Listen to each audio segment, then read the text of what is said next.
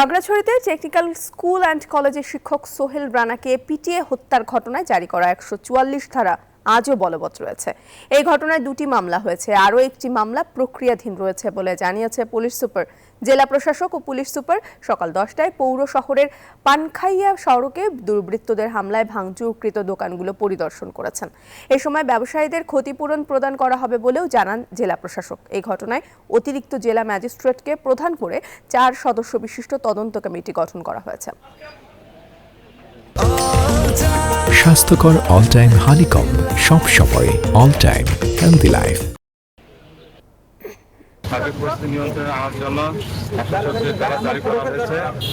আর আমরা সরজমিনে দেখলাম পরিস্থিতি ডেভেলপ করার সাথে সাথে আমরা ১৭০ ধারা জারি করতে পারবো। কালকে রাত থেকে অতিরিক্ত আমাদের ফোর্স অফিসার মোতায়েন আছে। পরিস্থিতি উন্নতির দিকে আমরা স্বাভাবিক হলে আমরা পরিস্থিতি স্বাভাবিক হয়ে যাওয়া আশা করছি আমাদের দ্রুতই।